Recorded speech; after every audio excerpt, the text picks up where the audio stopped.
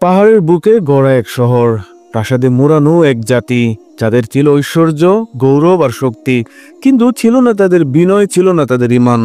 আল্লাহ পাঠালেন তাদের মাঝে ঈমান শক্ত করার জন্য একজন নবী, আর দিলেন এক অলৌকিক চিহ্ন। অহংকারে অন্ধ হয়ে তারা সেই অলৌকিক চিহ্নকেই হত্যা করে ফেলল। আর ঠিক তখনই শুরু হলো ধ্বংসের দিন গণনা। এই গল্প শুধু ইতিহাস নয়, এ এক সতর্কতা প্রতিটি যুগের জন্য। আসুন ফিরে চলি সামুদ জাতির সেই ভয়াল পরিণতির পথে।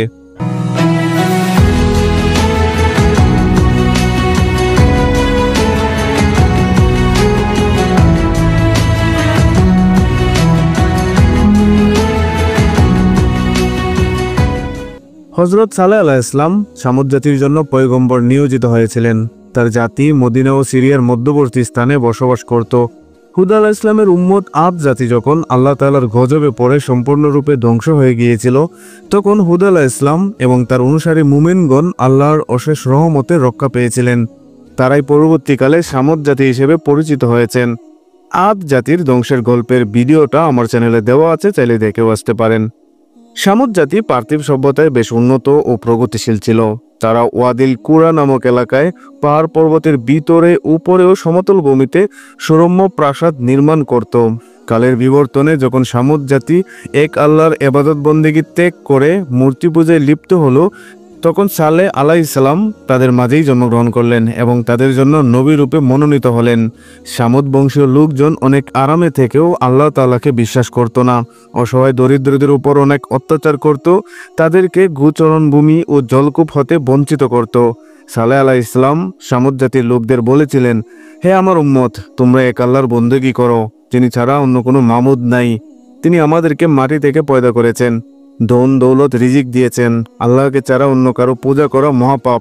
অতএব তোমরা আল্লাহর দরবারে ক্ষমা প্রার্থনা করো। আল্লাহ অসীম দয়ালু, তিনি নিশ্চয়ই তোমাদের প্রার্থনা কবুল করে ক্ষমা করে দিবেন। কিন্তু সালেহ আলাইহিস সালামের কোনো কথাই মানল না তারা। বরঞ্চ একদিন তারা সালেহ আলাইহিস সালামকে বললেন, আপনি যদি এই পাহাড়ের পাথর হতে একটি উট বের করে দেখাতে পারেন, তবে আমরা ঈমান আনব। হযরত সালেহ আলাইহিস সালাম তাদের ঈমানের প্রতি ভীষণ অনুরাগী ছিল। তিনি এই প্রস্তাবকে বিশেষ একটি সুযোগ মনে করে আল্লাহর কাছে সামুদ জাতির আশা পূরণের জন্য দোয়া করলেন এবং তাদের ফরমায়েশ মতো পাহাড়ের ভিতর থেকে একটি উট বের করার জন্য প্রার্থনা করলেন।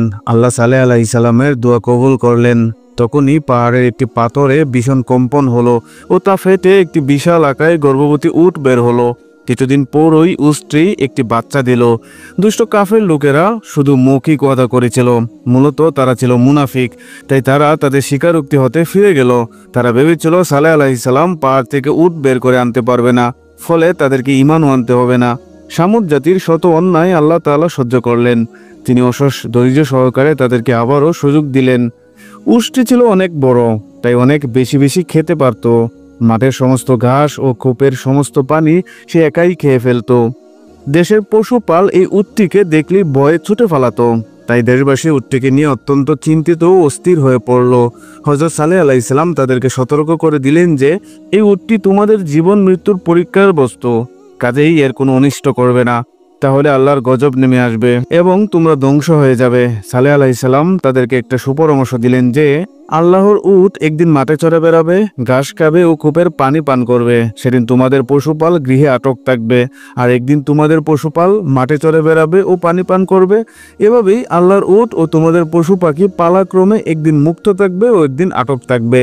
কেউ আল্লাহর কাছ হতে জোর করে বা অতি আবদার করে কিছু চেয়ে নিলে শত কষ্ট হলেও সে ওয়াদা পূরণ করতে হয়।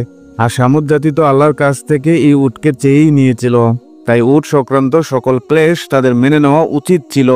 সালেহ আলাইহিস সালাম লূত আলাইহিস সালামের জাতির ধ্বংসের কাহিনী বলেও সামুদ জাতিকে সতর্ক করলেন, তাও তারা কোনো কথাই গ্রাহ্য করল না। তারা সালেহ আলাইহিস সালামকে বলল, তুমি তো আমাদের মতোই সাধারণ মানুষ, তোমার উপর কোনো ওহী নাজিল হয়নি, নিজেকে বড় প্রমাণ করার জন্য এসব করছো। তারা অসৎ পথ অবলম্বন করলো। আল্লাহর রাসূল সালেহ আলাইহিস সালামের কোনো কথাই মানল না, কোনো কথাই শুনল না। একদিন বাচ্চা সহ উটটিকে জবে করে খেয়ে ফেললো। তারপর সালেহ আলাইহিস সালামকে মেরে ফেলার ষড়যন্ত্র করতে লাগলো। সামুদ জাতির সর্দার সালেহ আলাইহিস সালামকে বললেন, তুমি যদি সত্যি আল্লাহর রাসূল হয়ে থাকো, তবে আমাদেরকে যে আযাবের ভয় দেখাও তা একবার করে দেখাও তো।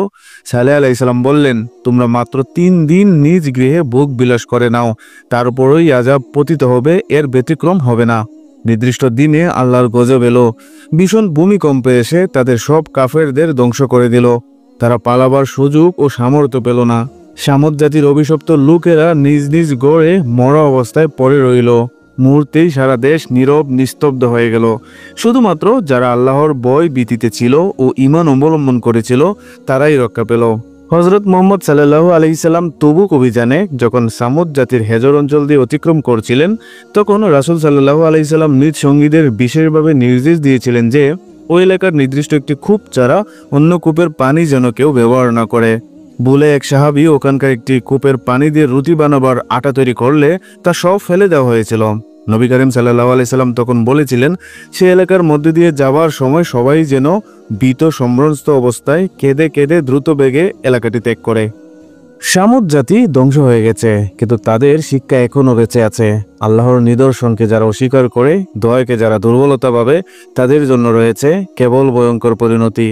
আর যারা সত্যকে গ্রহণ করে, বিনয় ও ঈমানে মাথা নত করে, তাদের জন্য রহমত, শান্তি আর চিরন্তন মুক্তি। তুমি কোন পথে হাঁটছ, সামুদের পথ নাকি সিরাতের পথে? আমাদের সঙ্গেই থাকো, ইতিহাসের আয়নায় ফিরে দেখো সেই সব সত্য কাহিনী, কারণ এটা শুধু গল্প নয়, এই গল্প তোমার আমার জেগে ওঠার ডাক। সাবস্ক্রাইব করো সিরাতের পথে। আগামী কন্টেন্টে তোমার জন্য অপেক্ষা করছে আরো হৃদয় কাঁপানো সত্য।